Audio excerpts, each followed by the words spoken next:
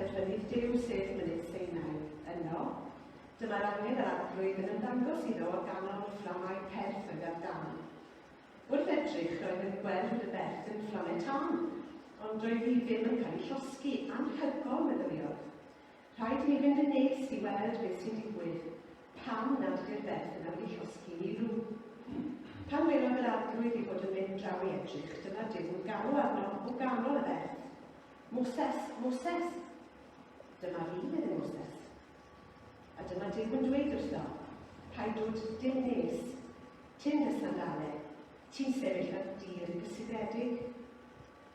Yna dyma fe'n dweud, fi ydy Duw dy dad, Duw Abraham, Duw Isaac a Duw Jacob. A dyma Moses yn cudio'i wyneb, am fod ganddo ofn edrych ar Duw. Yna medde'r arglwydd wrtho, dwi'n gweld sut mae fy pobol i'n cael eu camtrin yn yr aifft. Dwi'n gweld yn gweiddi wrth i'r meistri fod yn gas at hyn. Dwi'n teimlo dros nhw. Felly dwi wedi dod lawr i'n rhyddhau nhw am ôl ddyddiad. Dwi'n mynd i harfen nhw o gwlad yr aifft, a rhoi gwlad dda eang i nhw, tir ffrwythlon, lle mae'r llaeth a mel yn llifo. Yr ardaloedd fyddai'r Cananeaid, Hethiaid, Amoriaid, Persiaid, Hefiaid a Jebusiaid ydy. Dwi wedi clywed cri pobl Israel am hep, a dwi wedi gweld pa mor greulon y ddiddordeb ati nhw. Felly tyd, dwi'n mynd i ddanfod i at y Pharaoh, i arwain y pobl Israel, allan o'r aifft. Dyma Moses yn dweud wrth Dduw, pwy ydw i fynd at y Pharaoh, ac arwain pobl Israel allan o'r aifft. Byddai gyda ti, dwi'n addo, medde Duw, a dyna fydd yr arwydd clir, mae fi methu anfon di. Pan fyddi di wedi arwain y bobl allan o'r aifft, byddwch chi'n faddoli i ar y mynydd yma.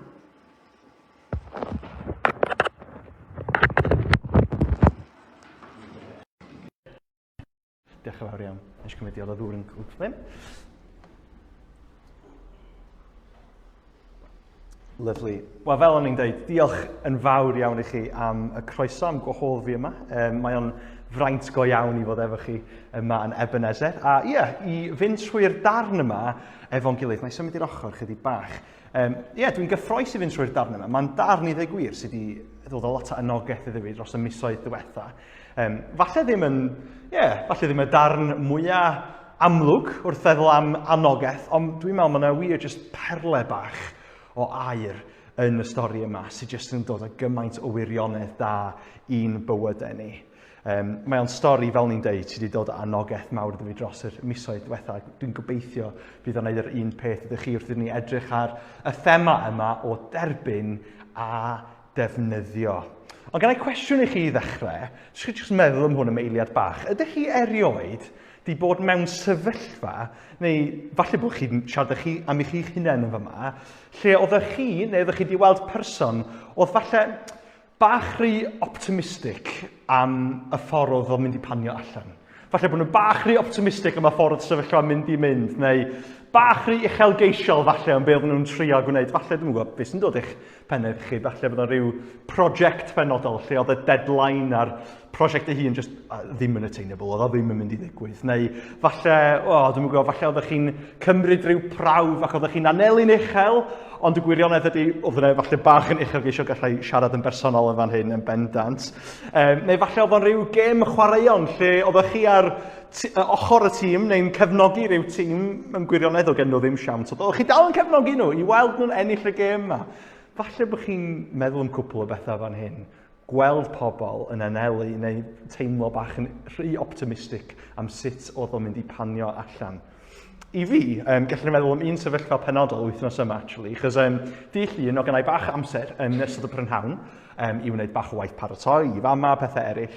A felly, eisiau feddwl i fi hyn, dwi'n gwybod beth na i wneud. Na i mynd draw i Llangranog, a na i eistedd mewn siop coffi i wneud yng ngwaith. O'n i'n meddwl, bydd hwnna'n neis. Llangranog, dwi'n gwybod os ydych chi wedi bod yna. Mae'n lle braf i fod, tonau neis, lle arfordir neis yna. Ond wrth i fi gyrraedd Llangranog, wrth i fi parcio'r car, yr eiliad nes i agor y drws, nath y glaw mwyaf jyst dechrau dod lawr. Dechrau dod lawr. A dim jyst glaw, gwynt hefyd, nath y storm ma jyst codi yng nghwmpas i o'n i fel, wel, na i wastraff amser dod draw i Llangrannog am hyn. Ond wrth edrych draw, chos wrth gwrs, yn y storm ma, oedd yna tonau mawr di dechrau hefyd. Mae yna tonau mawr yn Llangrannog beth bynnag, ond yn y storm oedd yn waith fyth. Ac wrth i fi edrych draw ar y traeth ac ar y tonau enfawr yma, o'n i'n gweld pobl oedd yn amlwg wedi bod yn mwynhau i diwrnod nhw hyd yn hyn, yng nghanol y storm yma, yn eistedd ar y traeth, yn paratoi i fynd mewn i'r môr. Ac wrth gwrs, oedd y tonau ma'n codi, oedd y storm ma'n codi, oedd nhw dal yn ei swimming shorts a'i goggles nhw'n barod i fynd mewn i'r môr, ac o'n i jyst yn teimlo, dwi'n meddwl ti bach rhy optimistig yma, os ti'n disgwyl rhyw leisurely swim neu rhyw nofio bach bod ti'n mynd am bell. Dio ddim yn mynd i ddigwydd. Ti bach yn optimistig, ti bach yn uchelgeisiol, achos ti wedi weld maint y tonau yma, dio ddim yn mynd i ddigwydd. Nawr, y reswm pam dwi'n gofyn y cwestiwn yma, achos mae'n cwestiwn bach rhyfedd, yn gwybod, ond mae o'n relevant wrth iddyn ni daifio mewn i Exodus 3, wrth iddyn ni mynd mewn i Exodus yn fan hyn, achos dwi'n siŵr iawn faint o'n chi sy'n gwybod y cyd-destun cyn pennod 3, ond mae'r llyfr yn dechrau mewn lle eitha ddrwg, achos mae pobl Israel, fel wnaethon ni weld o fanna, pobl Duw, maen nhw'n byw yn yr Aifft a mae bywyd yn anodd iawn iddyn nhw. Mae'n deud hyn yn pennod 1. Felly, dyma'r Eifftiaid yn camdrin pobl Israel a'i gorfodi i weithio am ddim iddyn nhw, a gosod meistri gwaith i cadw trefn arnyn nhw. A dyma nhw'n adeiladu Pithom a Rameses yn ganolfannau storfeidd i'r Pharo. Ond bod yr Eifftiaid yn gweithio nhw mor galed, oedd eu niferoedd yn dal i gynyddu a mynd ar wasgar. Felly, dechreuodd yr Eifftiaid eu hofni a cysau nhw go iawn a'i camdrin nhw fwy fyth. Oedd bywyd yn chwerw go iawn iddyn nhw wrth i'r Eifftiaid wneud iddyn nhw weithio mor galed. Oedden nhw'n gwneud brics a chymysgu morter ac yn slafio oriau hir yn y ceia hefyd. Mae'n sefyllfa ofnadwy, dydy. Mae'n sefyllfa ofnadwy. Mae pobl Duw yn ffindio hunain yn ddyfo yn yr Aifft. Maen nhw'n cael eu camdrin yn wael, yn ddrwg iawn iawn.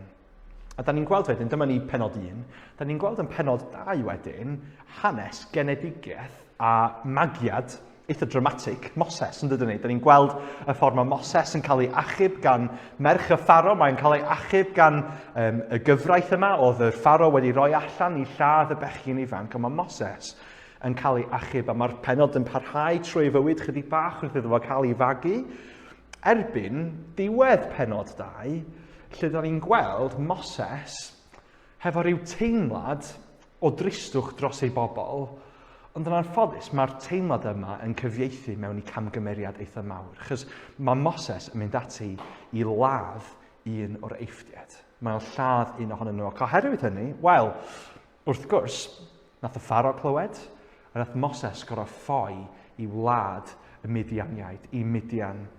Oedd o'n gorau ffoi, oedd o'n gorau gadael popeth oedd ganddo fo, y statws oedd ganddo fo, y lle oedd o'n byw, lle oedd wedi tyfu fyny, mae o'n gorau gadael popeth, a mae'n gorau ffoi i Midian i weithio fel bugail yn yr anialwch. Dipyn o fall from grace, ynddo? Dipyn o fall from grace. Ac wrth gwrs, hwnna'n whistle-stop to o be sy'n digwydd yn Exodus hyd yn hyn, ond mae'n pwysig sylweddoli mae fanna da ni'n landio. Da ni'n landio yn Moses yn ffoi ac yn byw yn Midian gan gweithio fel bugail. Mae'n teg i ddeud falle ar bapur oedd prospects Moses yn eitha ddrwg. I unrhyw un falle teimlo, gall y boi yma fod yn fwy na bugail, mae hwnna'n edrych bach yn optimistig ar hyn o bryd. Mae'n edrych bach yn rhy optimistig i feddwl y byddai'r dyn yma yn unrhyw beth, ond bugail am weddill i fywyd. Tan wrth gwrs, i Dduw camu mewn, fel da ni'n newid darllen yn Exodus 3. A dyna da ni'n mynd i bod yn edrych ar y drafodaeth yma sy'n dilyn y ffoi. A da ni am mynd trwy'r 4 cam yma gyda'n gilydd. Y gwahoddiad, y galwad, y gofyn a'r gobaith. Dim yn aml dwi'n cael 4 pwynt sy'n dechrau fo'r un llythyrau'n cofiwch. Felly dwi'n falch iawn o fi hun yma. Gwahoddiad, galwad, gofyn a gobaith. Dwi am mynd trwy'r rhain gyda'n gilydd. Felly, i ddechrau y gwahoddiad fel ni'n sôn, oedd Moses draw yn Midian yn gweithio fel bugail. A mae o allan un diwrnod yn dydy, yn edrych ar ôl y defaid ac yn symud nhw ar draws yr anialwch. Mae o'n arwain nhw at mynydd Sinai, neu Horeb mae'n cael ei alw weithiau.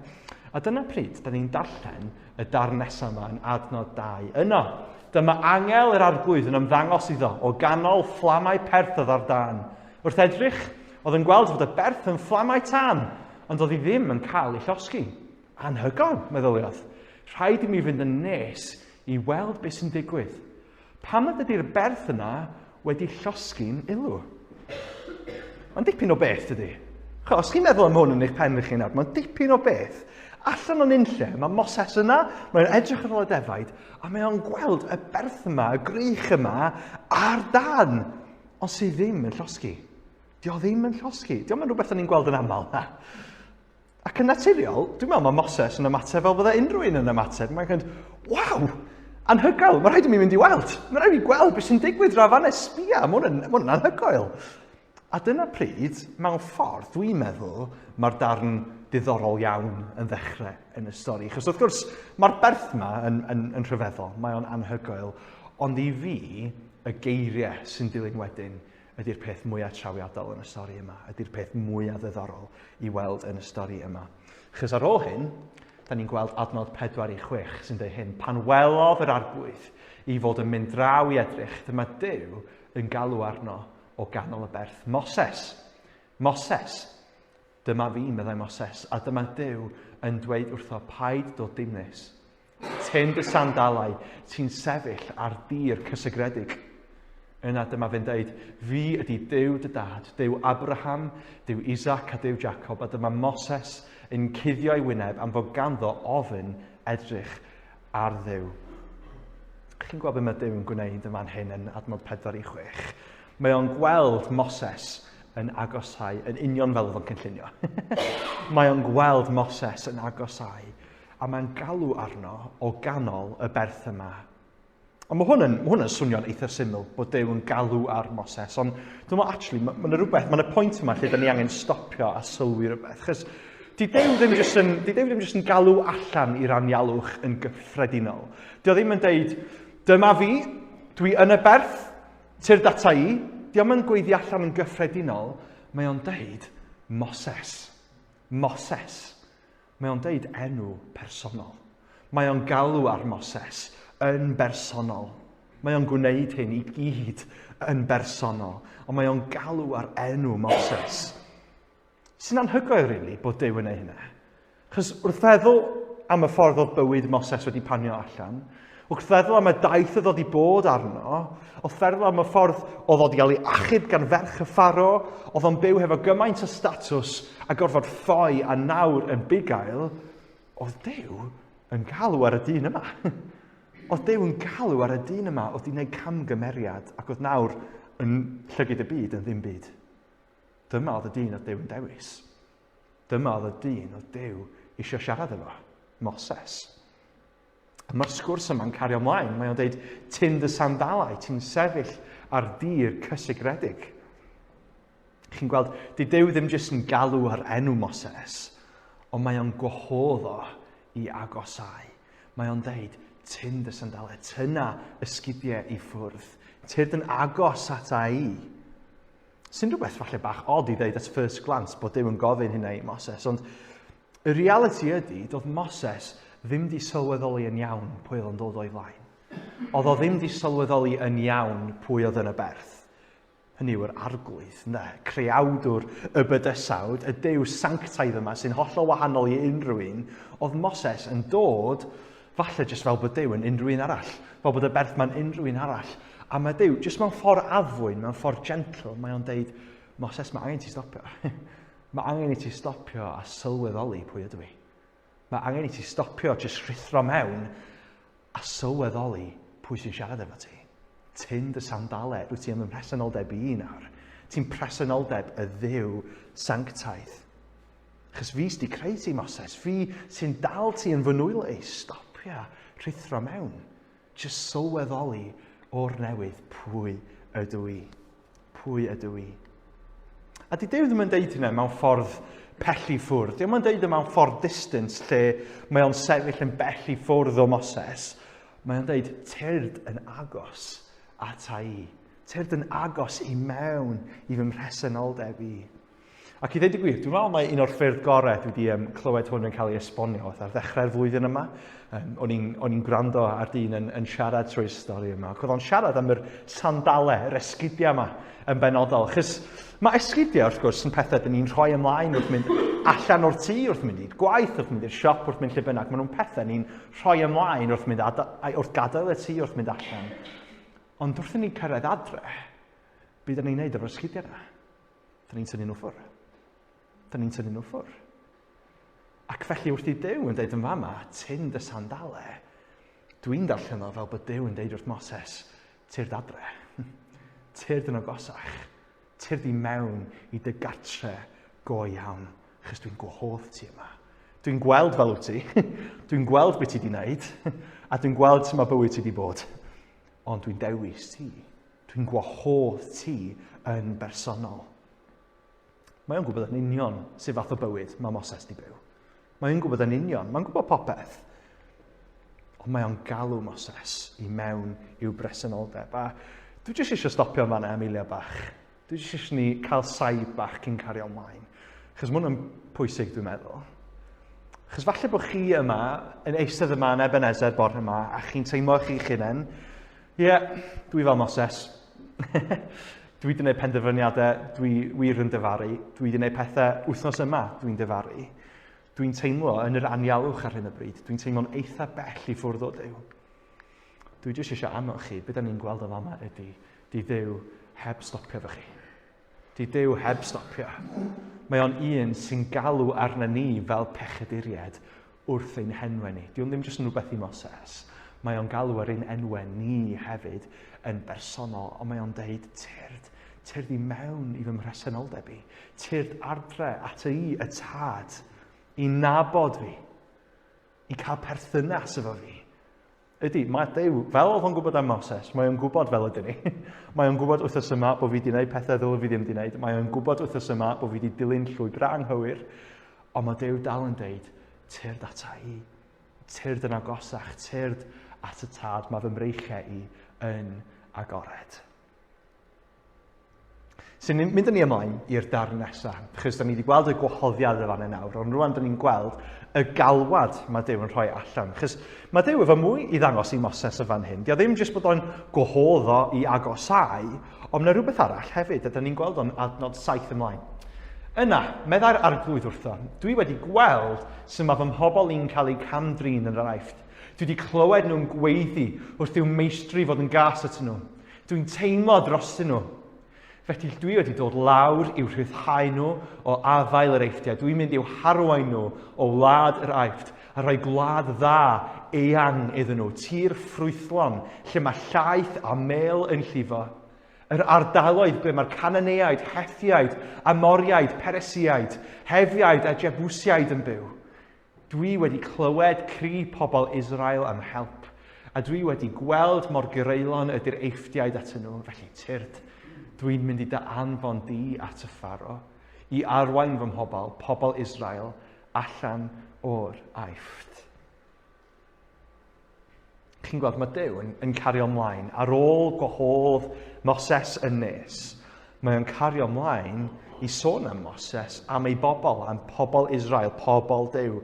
Mae o'n gwneud yn glir, dydy, di'r sefyllfa maen nhw'n ffeindio eu hunain ynddo fo. Dio ddim yn gyfrinach i Dduw. Mae o'n hollol ymwybodol o'r poen maen nhw'n mynd trwy ar hyn y bryd. Mae o'n hollol ymwybodol o'r sefyllfa. Mae yna darn bach yn y canol does, lle mae o'n deud, dwi'n teimlo dros nhw. Mae Duw yn deud yna, dwi'n teimlo dros fy mhobol i. Mae'n nghalon ni yn torri wrth weld fy mhobol i yn y sefyllfa yma.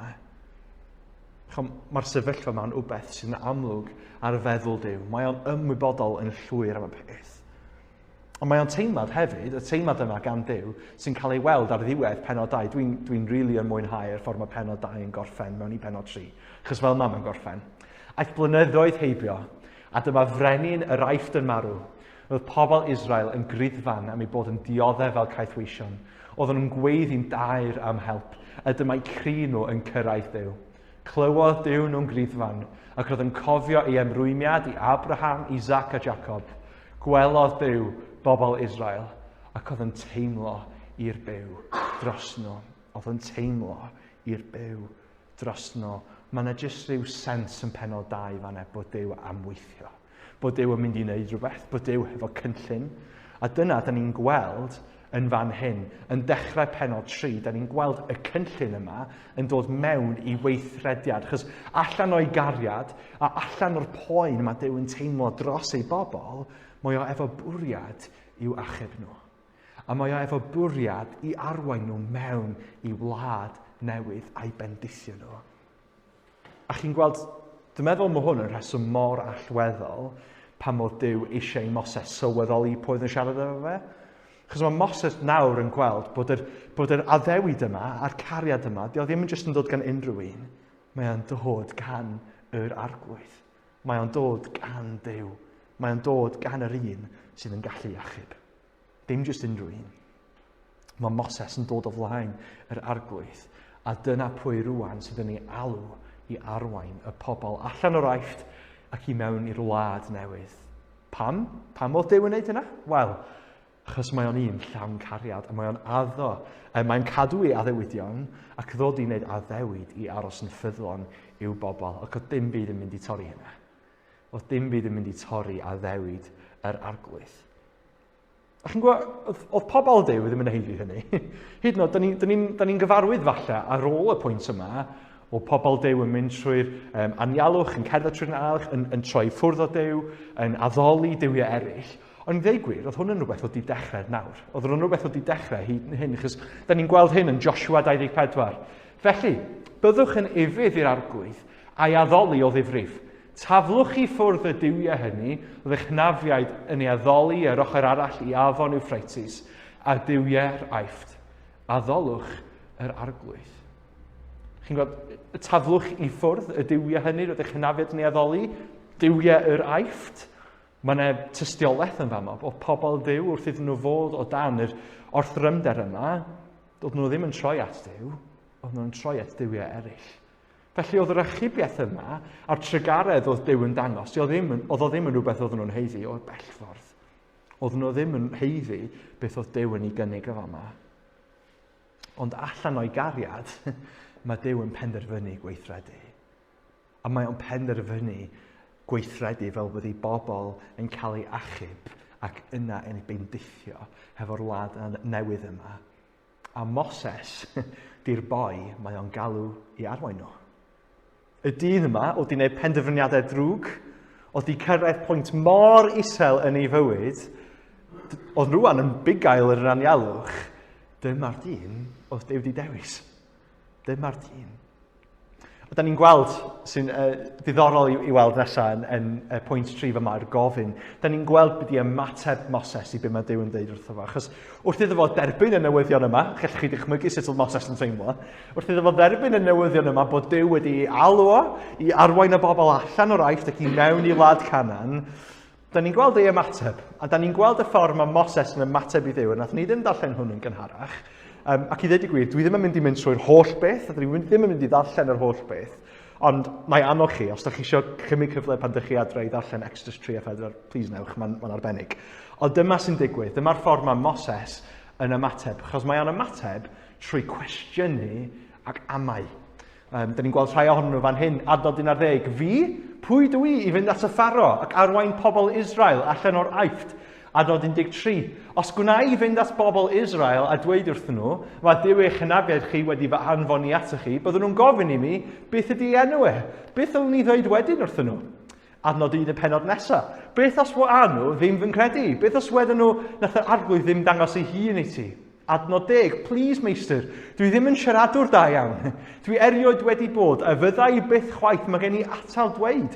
A dwi'n ei chael i'n anodd i siarad at y top it all off, adnod 13. O, please, meistr, anfon rhywun arall. Anfon rhywun arall. Chi'n gweld hyn i gyd. Chi'n gweld y ffordd mae Moses yn ymateb. Mae o'n parhau jyst i ffindio esgus ar ôl esgus mwyn trio cael allan o'r galwad yma o Duw wedi roi ar ei enw. A dwi'n gwybod fan hyn, os ydych chi'n teimlo'n eitha sympathetic i Moses, falle bod chi'n teimlo, byddwn ni falle di ymateb yn yr un ffordd, neu mewn ffordd tebyg. Ond falle jyst wrth edrych ar y cwestiwn yma, ydych chi'n gweld cysylltiad rhwng rai o'n nhw, achos yn enwedig yn rhai y ddau yma'n fan hyn, y ddau yma ar y top fan hyn, falle da ni'n gweld cwestiynau sydd mwy am ymateb y bobl, bod Moses yn poeni am y ffordd y bobl yn mynd i ymateb i'r newyddion, ond falle bod y gweddill, beth dwi eisiau tynnu sylw at yn fan hyn, mae Moses yn poeni a mae o'n ame gallu fo ei hun. Mae o'n ame gallu fo ei hun. A dweud gwir, dyma ydy'r thema dwi eisiau mynd trwy am weddill yn amser ni bore yma wrth ni cael. Mae Moses yn amau gallu fo ei hun. Chys, di Moses ddim yn ffyddiog iawn na chdi. Dio ddim yn ffyddiog iawn bod o'n gallu wneud y gwaith yma. Dio ddim yn ffyddiog iawn bod o'n gallu mynd allan a bod o'n gallu wneud be mae Duw wedi galw fo i'n wneud. A da ni'n gweld hynny'n glir jyst wrth edrych ar yr adnod cyntaf na. Fi? Pwy ydw i? Pwy ydw i? A dwi'n inclined i feddwl fel ni'n deud, wel, digon teg Moses, pwy wyt ti? A fyddwn ni wedi deud yr un peth, pwy ydw i arglwydd? I fynd yn erbyn y pharo, i fynd yn erbyn y pŵer yma sy'n gorthrymu fy mhobol i, pwy ydw i? A mae Moses yn ailadrodd y pryder yma ar ôl tro, falle mewn ffyrdd gwahanol trwy mynegu'r ffordd, dio ddim yn hyderus yn y ffordd mae'n gallu siarad, dio ddim yn hyderus yn y ffordd mae'n gallu cyfathrebu. A mae'n teimlo, fel ni'n deud, bod Moses yn rhoi esgus ar ôl esgus. Mae'n amlwg yn ofni ac yn bryderus. Ond edrychwch sut mae Duw yn ymateb. Adnod 12. Bydda i gyda ti, dwi'n addo, meddai Duw. A dyna fydd yr arwydd clir, mae fi wnaeth dy anfon di. Pan fyddi di wedi arwain y bobl allan o'r aifft, byddwch chi'n fy addoli i ar y mynydd yma. Bydda i gyda ti. Dwi'n addo. Bydda i gyda ti. Dwi'n addo am eiriau, ynddo? Am addewid. Achos pwy oedd yn mynd i fod gyda Moses? Yr arglwydd ei hun. Dyna pwy oedd yn ei warchod. Dyna pwy oedd yn ei nerthu. Dyna pwy oedd yn mynd o'i flaen pob cam o'r ffordd. Yr arglwydd. Oedd hwnna'n addewid. O hwnna ddim jyst yn geiriau. O hwnna'n addewid. Bydda i gyda ti. Dwi'n addo. A da ni'n gweld hwyrach ymlaen, Duw yn siarad mwy mewn i hyn, wrth iddo fo deud hyn yn adnod 14. Fi ydy'r un ydw i, meddai Duw wrth Moses.